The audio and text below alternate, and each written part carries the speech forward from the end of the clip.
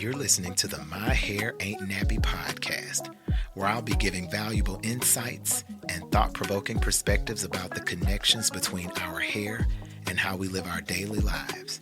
I know that many of you have heard people talking about jerry curls and pressing curls, high top fades and sporting waves, the best products for your hair, and so much more.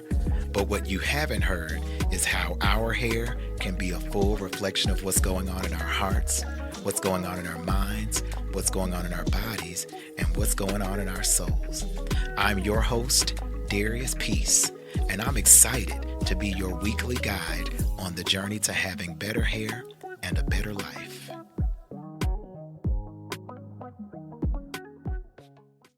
We have so many bad habits that lead to the overall demise of our hair growth, of our hair preservation, and of our overall hair experience. Did I have to extend that overall hair experience like that? Well, I did. I promise y'all, there's not a week that has gone by in my hair career that I haven't had somebody sit in my chair and complain about hair and scalp issues that with a little bit of activation of their common sense, they could just remedy and just put an end to all their concerns. That being said, today's episode of the My Hair Ain't Nappy podcast is going to address, dispel, and offer solutions to many of the most common hair problems that many of us experience. And I'm also going to throw in some of the common problems that we experience in our lives too. Of course, you know that this show is all about paralleling the experiences that we have with our hair as well as our daily lives. They really do showcase themselves as synonymous in so many different ways, and we're going to talk about that today. Early in our entrepreneurial career, my wife and I used to always attend business development conferences. We would go to the Black Enterprise Entrepreneurs Conference every year. We would go to the Power Networkers Conference every year, and so many just business conferences. We would go to, there was one that we did and on Capitol Hill called Buy Young. It was really good. But these conferences they were just packed with people from all walks of life and all business endeavors. I mean, just a plethora of endeavors. Plethora. Plethora means a whole lot for those who did not know. And I already told you I like words, and so I'm going to use words from time to time, but I will break it down and let you know what it means. And that's not to make it seem like you don't know, but you might not. So plethora means a whole lot. But just a plethora of endeavors and just diversity in business showcase. But throughout the duration of these events, there would be workshops, there'd be seminars, there'd be speaking presentations done by some of the most dynamic speakers in the world to me. And it was actually attending these different conferences that I decided that I wanted to enter into the expert field, become a speaker and an expert in what I was doing. And that's how I'm now known as Darius Peace, your natural hair expert. But I wanted to enter into that field of teaching and speaking and motivating and coaching in the beauty industry.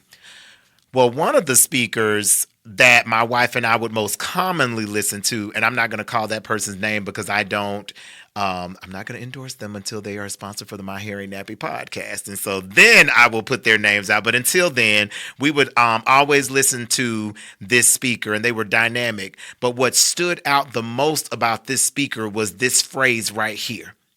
Common knowledge is not always common practice. I'm going to say it again. Common knowledge is not always common practice. And this phrase rings in my head every time I have consultations with clients about any concerns that are addressed around their scalp and hair. One of the most common problems that I hear is the concern of dry, itchy scalp. Now, in my world of hair, many people are very focused on style over health of their hair. There's always a focus of, oh, no, I want to keep my style, so I'm not going to worry about doing anything to preserve the health of my hair or the health of my scalp. It's all about the style. And that's been the case for well over a century, well, at least with black folks. I used to think that it was just a black folks problem, but as I've traveled teaching and speaking all over the world, I've learned that these concerns span worldwide. It is not just a black folks thing, it's a people thing. And hairstyle over hair health can be showcased in so many different ways. And we're going to talk about it today, right after a word from our sponsors. Visit HayaBeauty.com. That's HAYAH beauty.com, or give us a call 205-703-8022 for questions, for information, or to book your appointment. Beauty can take you higher. The mission is to inspire. I am, I was, and I always will be. Beauty higher. Beauty can take you higher. The mission is to inspire. And I always choose to start my day with higher, higher beauty. And we are back. Common knowledge ain't always common practice, y'all. I remember when I was a little boy, my mama used to always say, boy, use your common sense. You got all the book sense in the world, but you ain't got no common sense. And I never understood what that meant as a little boy because I thought I was so smart. But, you know, common sense, it's common knowledge ain't always common practice. As I'm growing as a human being, as a man, I'm realizing that when we're able to practice our common sense, our common knowledge, that's a showcase of wisdom. And so to know it is one thing, but to know it and be able to do it, to activate, that's where the wisdom kicks in. And it really does make life a lot easier. But I'm also recognizing that it requires a certain type of awareness, self-awareness, in order for the common knowledge to become common practice. So that's one of the things that I'm working on every day. And although I'm growing in that field, I ain't gonna lie and make it seem like I don't get irritated when people don't, when they don't showcase the wisdom that comes along with practicing our common knowledge.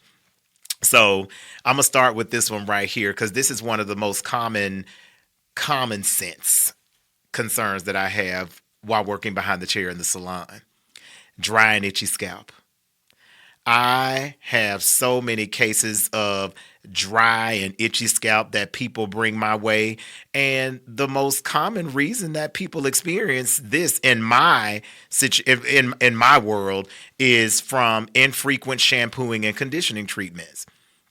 So, well, let me go back a little bit. So with black people, and I'm talking about black people because I'm a hair. Although I can do all hair, I predominantly service black people. Got a lot of people from, all different races, all different hair textures, all different cultures, background, religions, all that stuff. But the majority of people who sit in my chair are black, and our hair ain't nappy.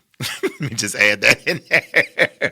But we most of the style options that black women get, and now black men, because a lot of black men are growing their hair out, but these style options will typically last anywhere from 2 to 4 weeks on average. And that's cool from a convenience standpoint, but it's only cool when it's convenient. It's when it's not convenient that it becomes a problem. And that problem usually happens when we allow the style to go on and we don't give it any water. And it's the lack of water, hydration from shampooing and conditioning treatments being applied to the scalp that we start to experience dry, itchy scalp. So people come and sit in the chair and they'll say things like, I don't know why my scalp's so itchy. Oh my gosh, I need to go to the dermatologist. I need to go see somebody. I need to go to the doctor. I'm probably not drinking enough water. And I don't think in a lot of cases, that may be true in some cases, but in many of these situations, I think that it's the lack of frequent shampoo and conditioning treatments. If your scalp is dry, common sense should tell us to hydrate our scalp, because the reality is, if in any other situation where something is dry, we know to give it water. If we see that there's a plant and it's dried out and shriveled up, we know to give it water. If we see that we're thirsty, we know to drink some water. But when it comes to our hair, because we have been so focused on hairstyle over hair and scalp health, we've neglected to give ourselves the topical treatment of water. No matter how much water you're drinking on the inside, it's that topical treatment that's going to help to alleviate any possible dryness and itchiness of the scalp. And again, our common knowledge we know that from a common sense standpoint. But from a common practice standpoint, it does not showcase itself because we are more concerned about preserving our hairstyle over preserving our hair health. And that's something that we gotta shift that. We gotta stop allowing water to be referenced as kryptonite to our hairstyles. Because and for those who know, if you grew up in a certain point in time, you know Superman movies involved the showcase of kryptonite, and kryptonite was what was kryptonite, Eric? Kryptonite was the I'm trying to figure out how to word this. It was so kryptonite is the shards, some from his spaceship. Yes. But it's from its home planet of Krypton. Yes. I'm gonna do it. Come on, break it down, Eric. Break it down for the people that don't know nothing about Superman. Quick little nerd explanation. So depending on the time frame that you're reading, it sometimes comes from his spaceship, or it sometimes comes from the fact that his home planet exploded. Yes. Which is why they put him on the spaceship, because there were going to be no survivors, right? But a little known fact, nerd fact, Superman does not have the same powers on Krypton that he has on Earth. His powers are activated by our sun, by the sun in our solar system. Kryptonite, so that metal, has the inverse effect where it is poisonous to him. Yes. And so that right there is the poisonous aspect of the kryptonite that makes me parallel it to water for us. Water is not poisonous to us, but when it comes to our hairstyles, we have allowed water to be a poison to the preservation of our hairstyles when it's not. Like, water is actually, as Eric was saying so eloquently, thank you for breaking down what kryptonite was. I love that. I love your what you call nerd facts. They really are everything. But the kryptonite in his home planet was actually a fortifier, but away from the home planet is not. Well, water is a fortifier for us. It is not kryptonite. So we want to make sure that we are giving our hair and our scalp the water that it needs so that we can more easily alleviate the dryness and the itchiness that many of us commonly experience. But if you see that it's excessive and the water doesn't seem to be enough to help solve that problem, then I highly suggest that you go and visit a dermatologist. And that's the new common sense that I'm giving you. A lot of people will experience these concerns and not go and see a dermatologist because they don't know to see a dermatologist. But right now, I, as your natural hair expert, I'm letting you know that in any case of a scalp concern, even if it is something as simple as dry, itchy scalp, go and visit a dermatologist, because it may seem like it's just dandruff. It may not be that. It could be something much more serious going on in your body. And the sooner you go and let them assess that, the sooner it can be diagnosed and the sooner it can be treated. So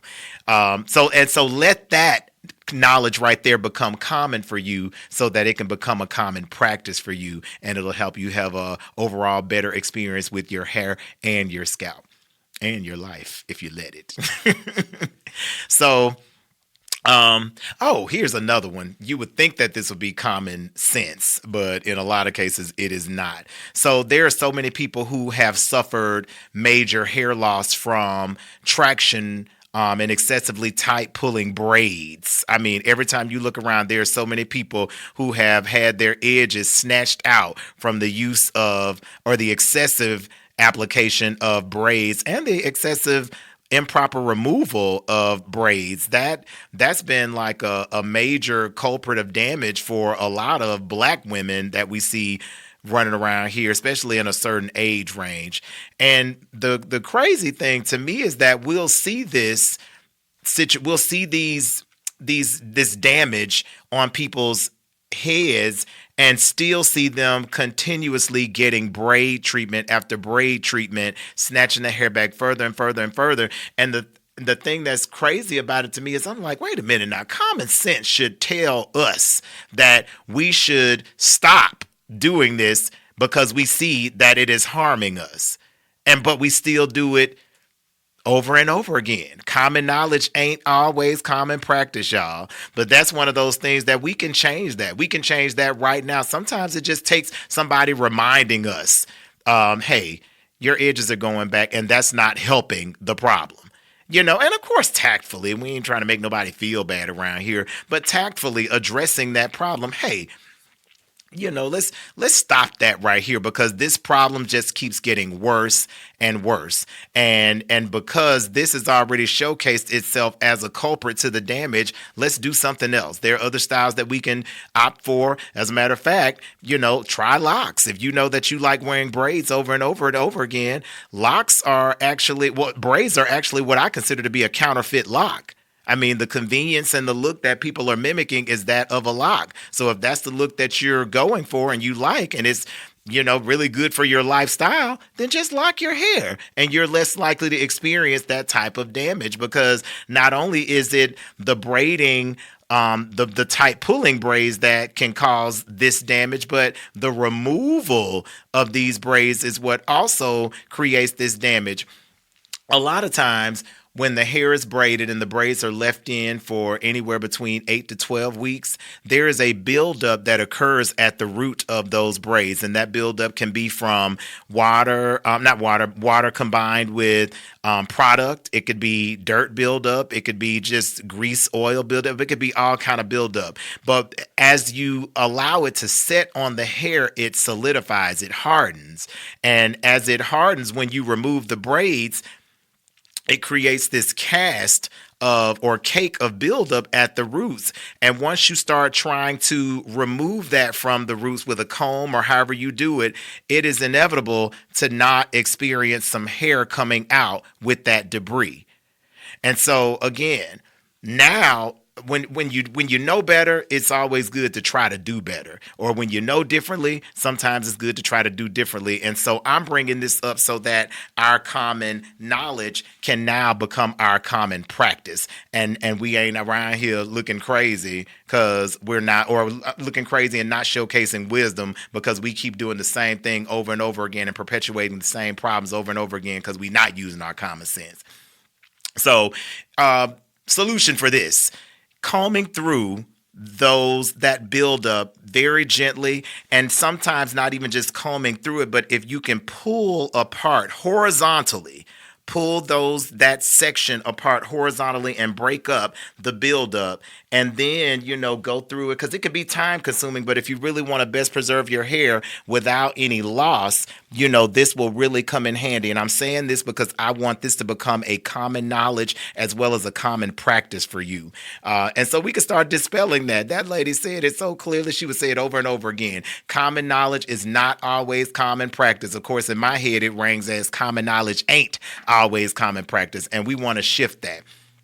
So we're gently pulling the hair apart and just pulling the hair apart in that section horizontally so that we can break up that buildup, and then we'll proceed to detangling the hair with a proper detangling tool. There's actually a detangler out there that you can use, and then we'll go through that section by section gently, and it's not until we complete that process that we start shampooing the hair. Now again, common knowledge ain't always common practice. Sometimes we'll proceed to shampooing the hair knowing that we have not gotten rid of all of that buildup at the roots. And once we start shampooing the hair, it starts to kink up and create all these mats and all these tangles, and it becomes very difficult and challenging to take a loose. And it gets so frustrating for a lot of people that they end up losing hair when they try to take it loose, or they end up having to cut their hair altogether because they did not use the common sense of, let me detangle my hair first. Let me get rid of all of this debris, this hard debris that's on my root first, comb that through gently, detangle my hair, and then proceed with shampooing.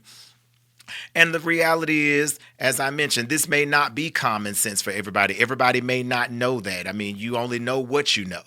But Now you do know because I'm informing you on what it is that can be done to remedy these situations so that our common knowledge can be practiced and be a showcase of wisdom, and we are able to best preserve our hair and not be, again, running around here looking crazy like we ain't got no sense because we used a malpractice in the removal of our braids and in the speeding the impatience with shampooing our hair and so forth, dry itchy scalp, all that stuff.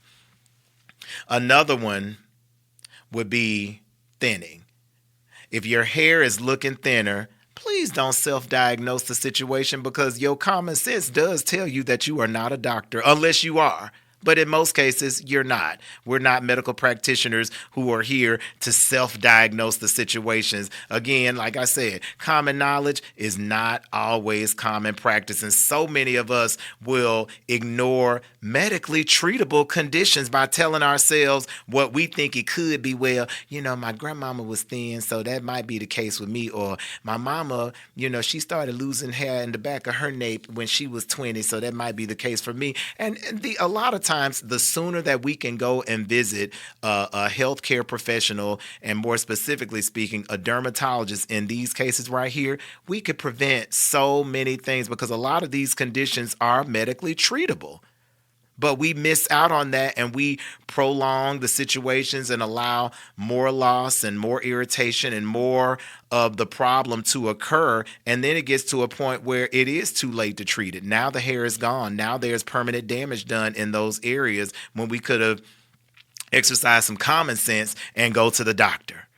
Go to the dermatologist so that they can better assess the situation. And that's not even just a hair thing. I think about people who experience chest pain or any kind of pain in the body, or maybe you may feel a lump in an area where there should be no lump, and we're just like, well, it may not be anything. No, common sense is telling us that something is wrong. And we got to put a common practice into place so that we can bypass any damage to our bodies, to our health, to our lifestyle. This is not just a hair thing that I'm talking about. This is a lifestyle because most of the situations where or when I'm dealing with people who are not showcasing common sense and common practice in regarding their hair, that's usually an indicator that this is what they do in all of their lives.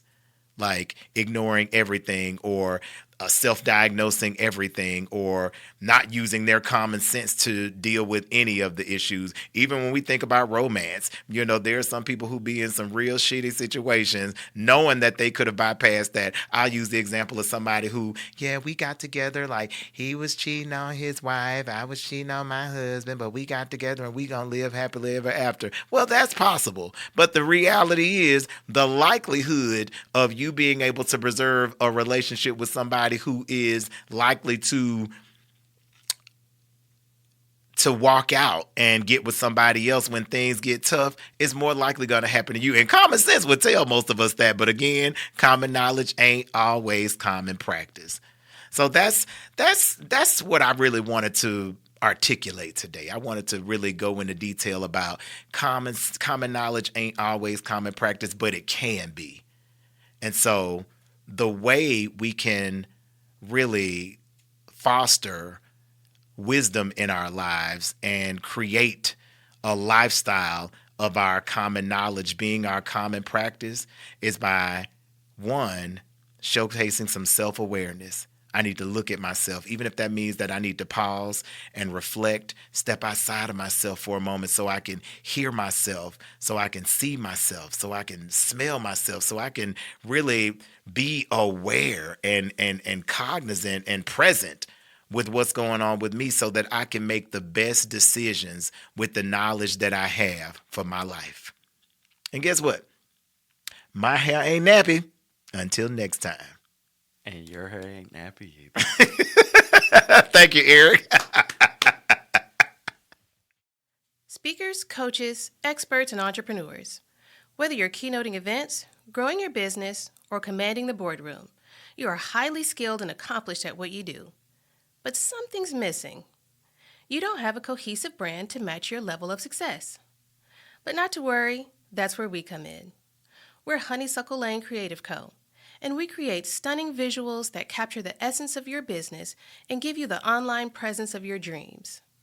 With a full suite of creative services, including photography, web design, graphic design, and marketing strategy, we make sure you're as extraordinary online as you are in your area of expertise. Ditch the DIY and work with an experienced team that gets results. Find us online at honeysucklelanecreative.com and on Instagram at honeysuckleLane_creative. Let's bring your brilliance to life with an unforgettable brand. Thank you for listening to the My Hair Ain't Nappy podcast. Reach out to us on social media. We're on TikTok and we're on Instagram at the My Hair Ain't Nappy podcast. We want to hear your stories. Until next time, love you and love your hair.